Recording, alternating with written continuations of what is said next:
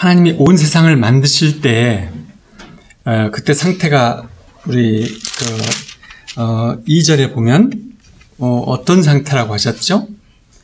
땅이 혼돈하고 공허하며 흑암이 깊음 위에 있고 이렇게 그런 속에서 하나님께서는 빛이 있으라 이렇게 말씀을 하셨어요. 또 예수님도 그와 같이 죽은 나사로를 살리실 때 그 열린 무덤문을 향해서 하나님이 그 혼돈과 어둠과 공허함, 아무것도 없는 이런 속에서 외치신 것처럼 예수님도 어둠과 죽음뿐인 그 나사로를 향해서 나사로야 나오너라 하고 부르셨어요. 그래서 예수님이 하나님의 아들로서 이 땅에 태어난 모든 인간들 중에 가장 용감하고 또 가장 사랑과 긍휼이 많으시고 또 믿음이 가장 크시고 또 다르게 말하면 가장 리더 중에 리더시죠. 그래서 예수님을 닮은 성령을 통해서 성령의 안에서 하나님의 자녀되는 우리들에게도 어떤 목표를 품고 어둠 속을 계속 전진해라 라고 하나님께서는 바라시는 거죠.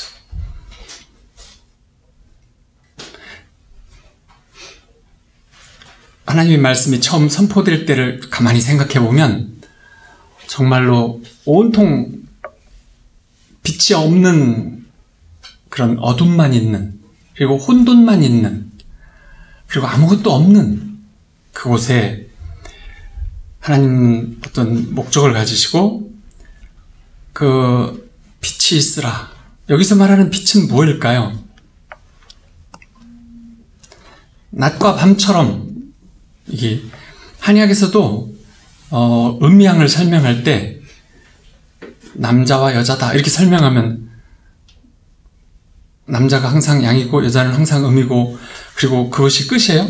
음양의 모든 것이에요? 그렇지 않아요. 대조적인 어떤 대조를 설명하시는 것 비유일 뿐이죠.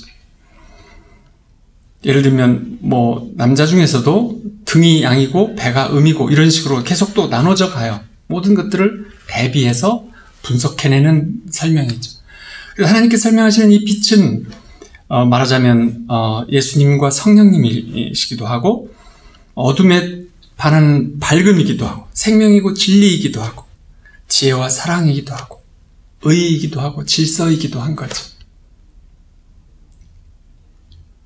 하나님께서 원하시는 하나님의 속성, 예수님의 속성 안에 성령님 안에 들어있는 모든 것들을 빛이다 이렇게 설명하셨어요. 그 빛이 있으라.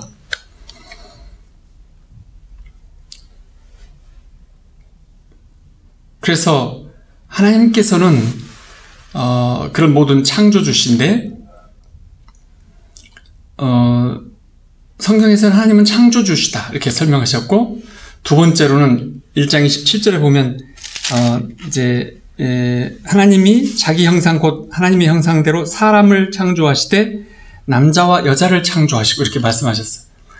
요 남자라는 단어를 자카르 기억하는 자라는 뜻이에요. 히브리어로. 그러면 여러분들 한번 생각해 보세요. 사자, 호랑이, 범, 또 삭, 고양이 이 중에서 기억이 제일 잘하는 가 뭘까요? 영어를 잘 모르셔서 범이 자칼이라고 하고 그렇죠? 표범을 자칼이라고 하잖아요. 우리를 쓸 때 라디오 방송에서 광고 중에서 가장 많은 자가 포커스 이런 시계를 광고를 많이 했어요. 거기서 나오는 그 자가가 표범같이 정확한 이런 뜻이에요. 근데 이 범이 가장 기억한다는 뜻이에요. 날쌔고 기억을 잘하는. 근데 이제 남자라는 단어를 그렇게 설명을 했어요. 그러니까 이제 성령 안에서 성령을 매개로 해서 하나님과 예수님과 그 하나님의 자녀들 모두에게는 남자라는 리더라고 하는, 리더라고 하는, 그래서 가정의 리더든 직장의 리더든 어디의 리더든 자신의 리더든 이런 리더의 사명을 주신 것이죠. 그래서 또 가정에는 자손 대대로 신앙을 전수하고 또 고귀한 부르심을 이렇게 내려주라는 거였죠.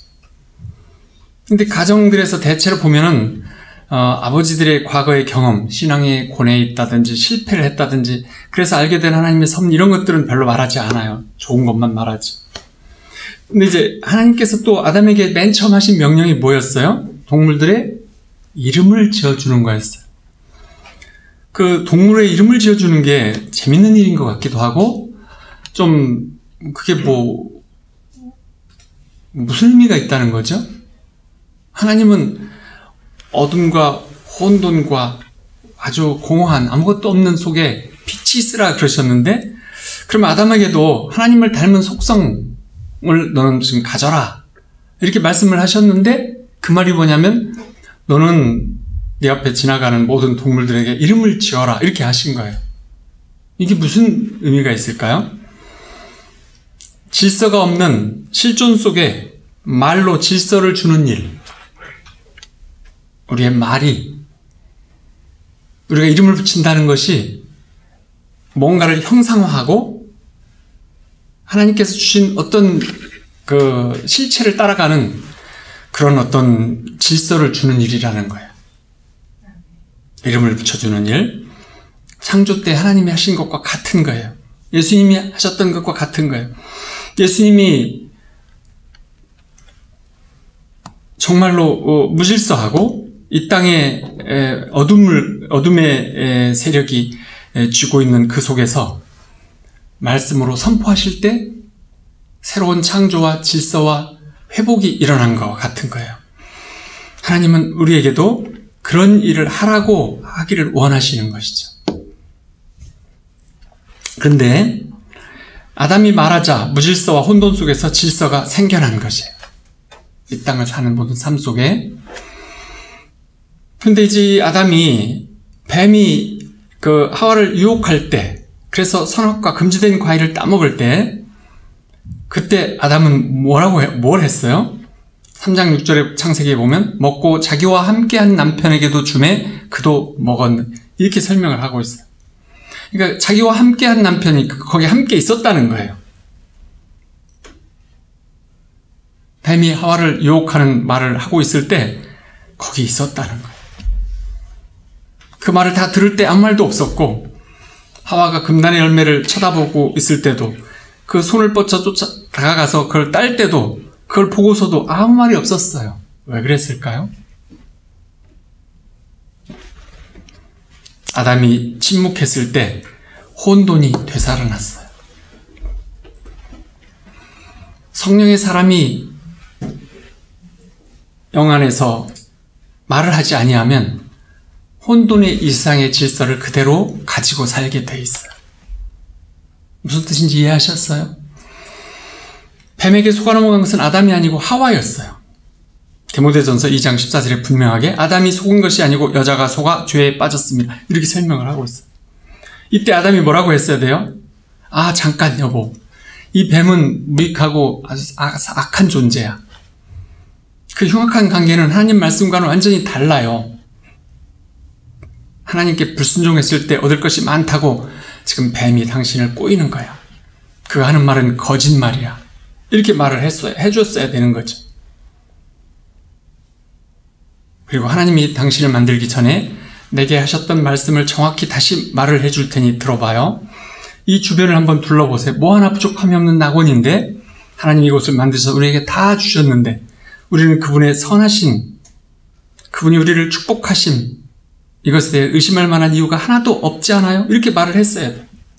그리고 뱀을 보고 이제 썩 얘기는 끝났다. 다 물러가라. 너는 이제 끝났다. 이렇게 말을 했어야 하는 거죠. 근데 아담은 모든 것들을 다 보면서 아무 말이 없었어요. 그래서 아내를 저버리고 남편으로서 가족의 리더로서 실패를 한 거예요. 첫 번째 가정 안에서 영적 싸움에서 그는 하나님을 대변하지 않았어요. 이 아담이 말하지 않는 이것이 요즘의 모든 가장들의 실패, 가인의 실패, 모세의 조급함, 베드로의 연약함, 또 우리 모두의 가정생활들까지의 출발점인 것이죠. 우리는 실패할 수밖에 없는 삶을 산다라고 하는 본질적인 그림이기도 하고, 불편하지만 또 엄연한 진실이기도 하고. 그래서 아담이 왜 모든 남자들에게는 말해야 될 때 말을 안 하는 본능적 성향을 가지고 있어요. 저도 제 자신이 왜 꼭 말해야 될 때 말하지 못하나, 이거에 대해서 굉장히 답답함을 느꼈던 일들이 있었어요.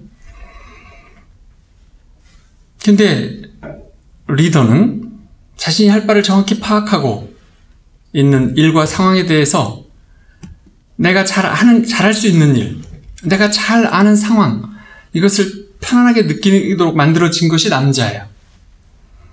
그래서 사태가 좀 혼란스럽고 상황이 어렵고 좀 두려움이 생기거나 이렇게 하면 내면이 긴장돼서 뒤로 물러나 버리는 것이 남자예요. 심리학에서 보면 남자가 상처받거나 불리하면 어디로 들어간다고 그랬죠? 자신의 동굴로 들어간다고 그랬죠. 그게 남자예요. 예측할 수 없는 삶의 좌절을 맞이하면 분노가 솟아올라요. 두려움과 분노가. 그래서 하나님의 진리를 잊어버리고 자기 자신을 보기 시작해요. 그때부터 하와가 주는 선악과를 먹은 그런 그림처럼 모든 것들은 질서가 어긋나게 되죠. 남자들은 자기 자신만을 믿고 스스로 인생을 풀어가려고 발버둥 치는 존재예요. 싸움꾼으로 만들어져 있기도 하고. 그래서 결과는 통제할 수 없는 여러 가지 일들, 또 가정 안에서도 멀기만 한 관계들, 또 조정하고 이렇게 통제하기 좋아하는 어떤 남자의 모습들, 우리가 보는 어떤 이런 모습들이 이제 에덴을 쫓겨난 남자들에게서 있는 그런 성향인 거죠. 그런데 하나님이 주신 사명은 뭐냐면 모든 남자에게 물론이거니와 가장 부모에게 또 어떤 리더에게 성령의 사람에게 하신 사명이 있는데 하나님이 하신 말씀을 기억하여 때에 맞게 말을 하라는 것이에요.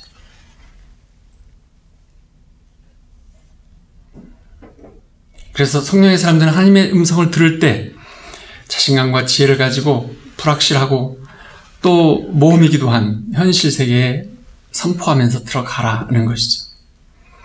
그러면 에덴을 쫓겨난 남자답지 못한 남자들은 어떤 성향이 있을까요? 남자답지 못한 남자들에게는 세 가지가 있는데 하나는 통제하는 사람이라는 거예요. 비인격적으로 어떤 힘을 행사해요. 이렇게 통제하고 조종하고 이렇게 억압하고 하는 걸 잘하는 것. 첫 번째. 두 번째는 분노하고 파괴를 해요. 뭔가 안 되면 깽판을 쳐버려요. 또 위험한 일도 벌려요. 세 번째는 이기적이에요. 자기 자신의 어떤 감정에 집착해서 굉장히 이기적인 모습을 보여요. 그래서 이 남자답지 못한 남자들은 가정에서도 대화와 행동을 통제해요. 그리고 조정하기도 해요. 감당할 자신이 없는 상황이 오면 또 무조건 피해버려요. 자신을 신뢰하고 누구를 아무도 신뢰하지 않아요. 나에게 유익한 경우를 빼고에게는 누구에게도 깊은 관심을 보이지 않아요. 남의 말을 들을 줄 모르는 이런 존재예요. 그리고 그는 파괴적이에요. 이 말은 좀 이상하게 들릴지 모르겠지만 이제 빈정대는 말을 한다든지 비열한 태도를 가지고 있다든지 사람들에게 상처를 주는 말과 행동을 한다든지 폭력을 하기도 쓴다든지 이것이 전부 다 파괴적인 속성들이에요. 근데 그보다도 더 어떤 가까운 사이에서는 냉담, 외면 이런 걸 통해서 더 많은 상처를 주기도 해요. 그냥 없는 사람 취급을 해버리는 거죠. 무시하는 거죠. 그래서 남자답지 못한 남자의 아내들은 사랑받는다는 기분을 느끼기 어려워요. 자녀들도 친구들도 그 사람과 거리를 두게 돼요. 왜냐하면 그가 화를 낼지, 나를 통제하고 이런 것들이 두려워서 다가서지 못하는 거예요. 좀 더 깊은 곳으로 들어가 보면 이런 남자들의 통제하는 욕구 속에는 무력감이 있어요. 내면에는 무력감이 있어요. 왜냐하면 어떤 자기가 잘 알고 잘할 수 있는 이쪽에서는 엄청난 능력을 가지고 일을 하지만 내가 잘 모르는 분야, 이런 분야를 대하면, 그런 어떤 상황을 대하면 쩔쩔매요. 어떻게 할 줄 모르겠어요. 근데 그 쩔쩔매는 자기 모습이 싫은 거예요. 당당하고 자신감 있는 모습이 좋은 거죠. 그래서 뜻밖의 사태가 생기더라도 내 분야 안에서 생겨야만 아주 재밌어요. 운전을 잘하는 사람은 도로에 문제가 생기면 아드레날린이 막 솟구치면서 뭔가를 잘 해결해 나가요. 이해가 되시죠? 영화 보면 근육형 남자들이 막 그렇게 하잖아요. 그런데 내가 모르는 어떤 미지의 분야, 이런 일을 대하면 굉장히 힘들어하고 그 상황을 싫어하는데 내면에 겉으로 뛰어난 자신감이 있는 이면에는 두려움이 있다는 거예요. 무력함이 있다는 거예요. 그래서 일반적으로 보면 남자들은 이제 성경을 이렇게 토론을 할 때 발표를 한다든지, 이런 친구에게 깊은 감정을 표현한다든지, 가족들에게 자기의 과거에 힘들었던 어떤 상처받았던 어떤 것들을 표현한다든지, 이런 걸 정말 말하지 못해요. 그래서 자녀들에게조차 정말 지혜로운 것을 표현하지 못하고 친구들과 정말로 아주 건강한 친밀함을 쌓아가는 것, 이것도 잘 못해. 심지어는 부부 사이에도 아주 자존감을 다 털고 깊은 어떤 친밀의 관계로 가는 것 쉽지 않아요. 그래서 이 내면이 무력한 남자들은 겉으로는 통제하고 조종하고 이렇게 하면서도 그렇게 하고 사는 것이 남자의 일이라고 생각하면서 평생을 그렇게 살아버려요. 그리고 이 파괴적인 여러 가지 것들은 증오나 분노, 이런 속에서 드러나기 때문에 쉽게 화를 내요. 그래서 누군가에게 자기 능력 외의 일을 하라고 한다든지 확신할 수 없는 일을 하게 하면 확 달아올라요. 그래서 이제 우리가 사는 집을 준비했지 않느냐, 나는 늘 당신에게 충실했지 않느냐, 나는 누구처럼 밤새 스포츠 본다고 그렇진 않지 않느냐, 이러면서 나는 외식도 자주 하지 않느냐, 같이 이렇게. 그래서 그 이상 뭘 더 바라느냐, 이런 말들을 하기를 좋아해요.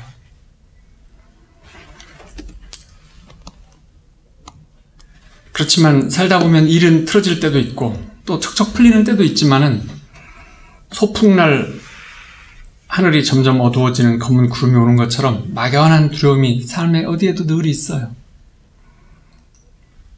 그래서 이제 이 화난 사람, 분노를 내는 사람은 분노가 없는 사람이 볼 때는 정말 분노를 통해서 자기 행실을 정당화하는 그런 옳지 못한 것이라는 것이 보여요. 하지만 그 분노에 함께 휩쓸린 사람들은 그것이 보여지지 않아요. 하지만 이 화난 상태에서 하는 모든 본인은 옳다고 하는 행동들이 남에게는 상처를 주고 내 기분은 풀어주지만 남들에게는 깊은 상처를 주는 일들을 하는 것이죠. 근데 화를 내서 모든 것들을 다 통제해버리고 내 기분도 풀고 남들에게는 상처를 주지만 어떤 결과를 얻는 일은 정말 일시적이기도 하고 얄팍한 거예요. 자녀를 그래서 이 분노나 매나 이런 걸 통해서 조정을 한다면 그 자녀는 굉장히 변덕스럽고 일시적이고 얄팍한 성격을 갖게 될 수밖에 없어요. 그래서 정말로 이런 분노가 많은 사람들은 사람들을 왕따시키는 말을 자주 한다든지, 자기들끼리만 쏙닥거린다든지, 빈정댄다든지, 어떤 것을 통해서 위협한다든지, 무시한다든지, 이런 형태들, 파괴적인 형태들의 대화들을 많이 가지고 있어요. 자기한테 유리한 것만을 하는 삶을 살면서 다른 것들은 하지 않아요. 그리고 또 상처받거나 힘들거나 분노, 두려움이 많이 있으면 즉각적이고 확실한 쾌락을 찾는 것, 이거를 또 좋게 여겨요. 위험이 따르지 않는 몰입한 즐거움, 이런 걸 가지고 자기 안에 오는 모든 부정적인 것들을 이렇게 처리해내려고 하는 노력을 하게 되죠. 쾌락의 방법은 많죠. 휴대폰에도 많고 우리의 상상과 기억 속에도 많고, 그 목표는 이제 두려움을 빠르고 확실하게 쉽게 해소한다는 것이에요. 하나님을 즐거워하면서 하나님과 친밀해지면 정말로 모든 두려움이나 분노와 무기력함을 회복할 수 있는데, 이 두려움에 잡힌 남자들은 당장 해소하기를 원하면서 하나님을 멀리하는 그런 특징이 있어요. 그래서 하나님이 주신 어떤 남자에게, 아담에게 준 어떤 에너지가 있는데, 그것이 이제 억압되거나 왜곡돼 버리면, 타락해 버리면 무력감을 느끼고, 그래서 왜 그런지 모르지만 정말로 기를 쓰고 통제를 해요. 그 통제하고 이렇게 해서 자신이 원하는 대로 끌고 가는 어떤 보상을 얻죠. 그래서 그런 것을 계속 반복하면 공격적인 사람이 돼요. 부드러운 사람이 아니라 공격적. 그 분노를 많이 경험해서 분노가 권리처럼 막 여겨요. 말에도 분노를 넣고 폭력적인 이런 표현들을 하고 살아요. 그리고 두려움 속에 살아서 탈출구가 없어요. 이 두려움, 저 내면에 있는 두려움은 탈출구가 없어요. 그냥 해소하는 것만 있어요. 육체적 쾌락으로, 중독으로, 주로 뭔가에 중독되어져서 해소를 하기를 원해요. 그래서 이 통제, 위협, 이기심, 분노, 두려움, 무력감, 이런 것을 가진 남자답지 못한 남자들이 세상을 살면서 모든 관계를 맺으면서 사는 그런 모습들이라고 볼 수 있어요. 세상 사람들이 사는 삶을 잘 보면 이런 삶을 살아요. 그러면 예수님처럼 경건한 남자, 아니면 그냥 남자다운 남자는 어떤 모습일까요? 어깨가 딱 벌어지고 좀 자신감 있고 말도 단호하고 좀 거칠고 모든 일에서 막 뭔가를 해낼 것 같은 그런 남자일까요? 주관이 뚜렷하고, 또 아니면 감정을 막 확 누르면서 목표를 막 향해서 나아가는 그런 남자일까요? 아니면은 일의 성취를 위해서는 모든 일을 다 걸고 열심히 막 해나가는, 그러면서 기쁨을 누리는 그런 사람일까요? 온 역사 속에서 지금까지는 그런 남자를 남자답다고 그랬어요. 사나이, 멋진 사나이 이렇게 불렀죠. 진짜 사나이 이렇게 말했어요. 모든 일을 주도하고 결정하고 성공시키고, 그리고 일만 잘하는 그런 거친 남자를 말했어요. 근데 이게 이제 30년 동안에 정말로 많이 그거 아니라고 비판을 많이 받았어요. 그래서 요즘에는 부드럽고 용감하면서도 가정적인 관계를 주도하고 소통과 친밀과 어떤 판단에 있어서는 이렇게 정확한 그런 이렇게 보호하면서 남성상을 가진, 그래서 소통과 친밀을 우선하는 그런 남자상을 요즘에는 남자답다고 말하고 있어요. 그렇죠? 바뀌어가고 있죠?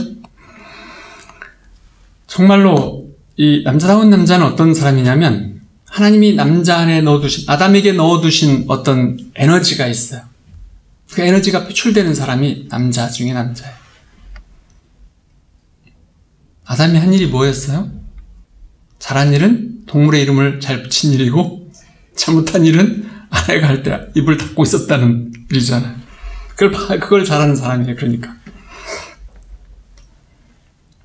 정말 남자다운 남자는 자신이 무력하지 않고 강하다는 것을 알아요. 왜 강하죠? 왜 아담은 강하다고 말할 수 있어요? 하나님이 함께 해주시기 때문에, 하나님과 대화를 했기 때문에, 하나님이 보살핌을 받았기 때문이죠.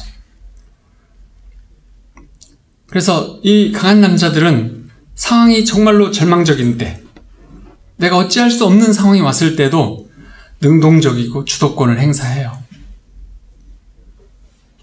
대인관계를 맺을 때 하나님을 드러내는 데 있어서 능동적이고 주도권을 드러내요. 또 정말로 절망스러운 상황과 어떤 깨어진 관계, 또 많은 고통이나 질병들이 와서 손댈 수 없는 이런 상황이 왔을 때에도 하나님을 붙잡고 하나님이 하셨던 그 용기, 예수님을 통해서 가지셨던 그 완전한 믿음, 그래서 성령과 말씀 안에서 그 믿음을 붙잡고 그 불가능에 도전하는 그런 사람을 하나님이 남자다운 남자라고 불러주시는 거죠. 예수님을 닮은 남자인 거예요. 공격적인 남자가 아니라 능동적인 남자를 남자다운 남자라고 보시는 거죠. 어떤 상황에서 좌절하지 아니하고 주도권을 행사하는 능동적인 남자를 말하는 거예요. 두 번째로는 남자다운 남자는 분노가 적고 위협당하지 않으면서 평안을 늘 경험하는 사람. 예수님은 분노를 별로 그 바리새인이나 당시 유정자들이나에 대해서 분노를 내셨지만 사랑하는 모든 사람들을 향해서는 전혀 분노를 표현하신 일이 없죠. 그리고 위협당하지 않아요. 또 나의 고통이 다른 사람을 공경에 느끼게 하도록 그렇게 하지 않아요. 내 고통은 내 고통으로 참을 수 있는, 그래서 자신의 경험에 정직하게 직면한 용기를 가진 사람이 남자다운 남자라고 이렇게 설명을 하세요. 그래서 자기의 내면에 정직하게 직면하는 용기를 가진 사람이 넉넉하게 이기느니라 이렇게 말씀을 해주세요. 서신서에 보면 타락한 세상을 사는 슬픔, 불안정한 공동체 안에 사는 외로움, 또 이런 모든 것들을 느끼지만 그래도 그걸 넉넉히 이기는, 힘들어도 넉넉히 이기는 그런 성품을 가지고 배우게 돼요. 그래서 폭력적이지 않고 친절하며 좌절하지 아니하고 능동적인 그런 사람이 남자다운 남자였어요. 그리고 세 번째로는 자신의 두려움에 대한 해답을 찾는 사람. 나 자신의 두려움에 대한 해답을 어떻게 찾을 수 있을까요? 자유함에 있어요. 주 안에서의 자유함, 성령 안에서의 자유함, 하나님 편에 서 있는 자유함 속에 있는 거예요. 어떤 환경, 어떤 상황이 어렵게 자신을 이게 조이더라도 그 안에서 자유함을 누려요. 다윗이 늘 그랬잖아. 나를 죽이려고 하는 사람들 앞에서도 주님은 내게 잔치상을 베풀어 주시고 나와 함께 해주신다라고 노래한 것처럼, 그리고 또 할 일이 없어도 뭔가가 될 수 있다고 생각해요. 정말 일이 다 깨지고 문제가 생기고 잘못되었을 때도 복수하거나 혼자 동굴 속에 들어가 버리거나 그렇게 하지 않는 거예요. 그것보다는 주님이 내게 원하시는 어떤 일, 그거를 바라보고 임재 안에서 시련을 통과하면서 내면의 자유와 평강을 회복을 하고, 그리고 하나님께서 주시는 그 어떤 목표, 목적에 충실하게 뛰어드는, 그래서 남자다운 남자는 중독되지 아니해요. 자신의 몸과 마음을 엄하게 다뤄서 외부적인 유혹에 빠져들지 않아요.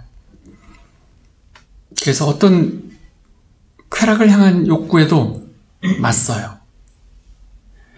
그리고 자신의 삶을 위한 목적, 하나님이 원하는 그 어떤 것이 무엇인지를 찾는 그런 목표, 갖는, 그걸 지향하는 남자. 이 남자다운 남자라고 말할 수 있어요.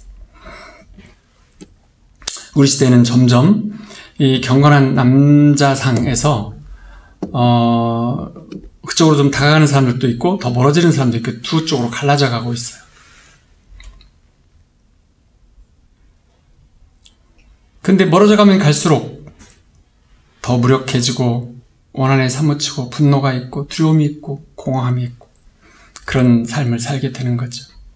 잠언 14절 12절에 어떤 길은 사람이 보기에 바르나 필경은 사망의 길이니라. 이런 길을 가는 거예요. 그래서 오늘날 하나님께서는 성령을 통해서 예수 그리스도 안에 있는 마음, 하나님 보좌에 늘 가 있는 마음 속에서 나올 수 있는 그 진취성, 또 온전한 믿음, 온전한 평강, 이거 모든 리더들에게, 성령을 받은 모든 사람에게 성령을 통해서 하나님이 주시고자 하는 하나님의 성품들이에요.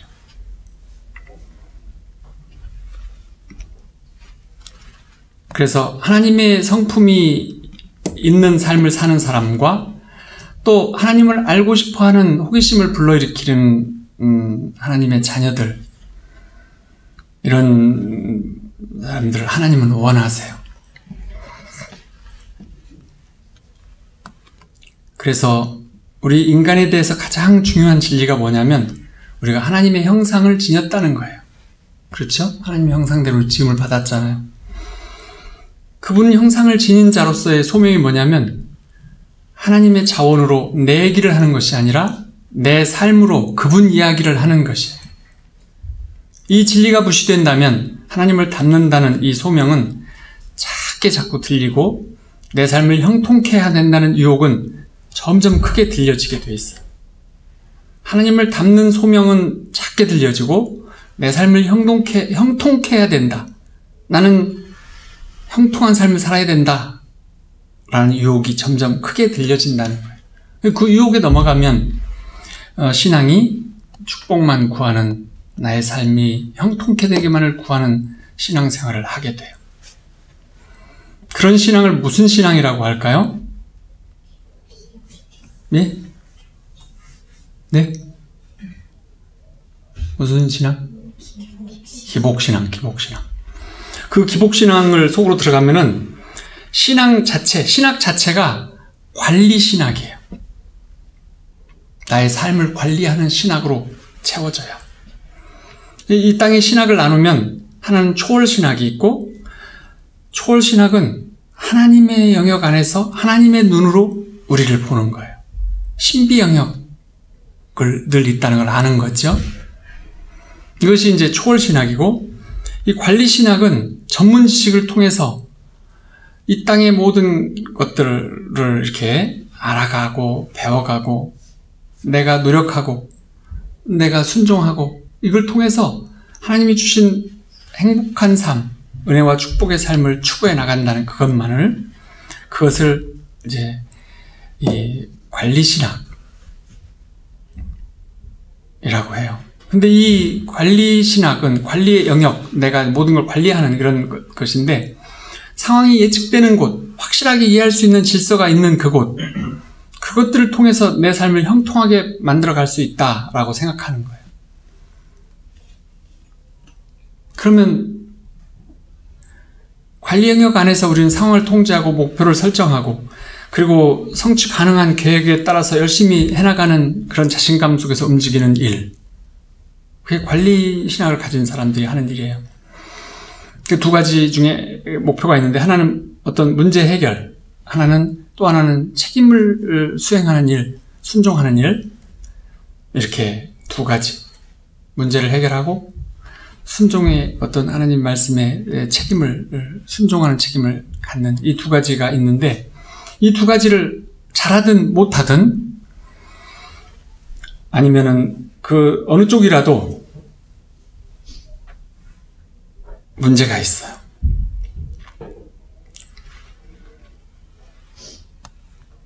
어느 쪽도 문제가 생겨요.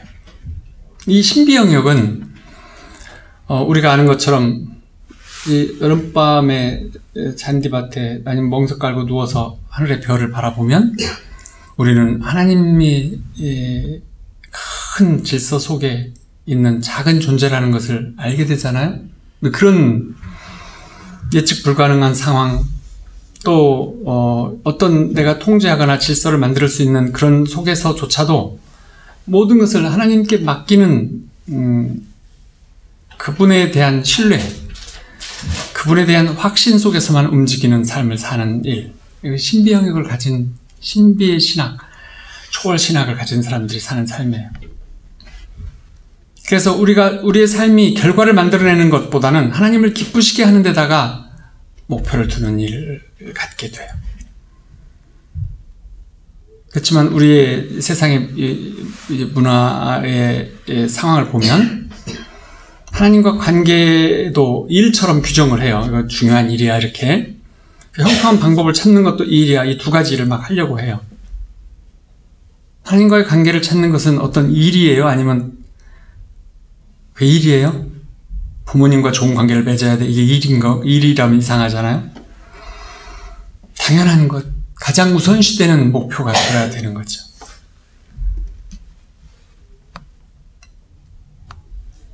그래서 이 초월신학으로 들어가는 신비의 영역에 우리가 나 자신을 성령님에 맡기는 일, 이것은 하나님이 그분이 가장 깊은 일, 원하시는 일을 하는 그런 어떤 공간인 거예요. 거기에 우리가 간다는 거죠.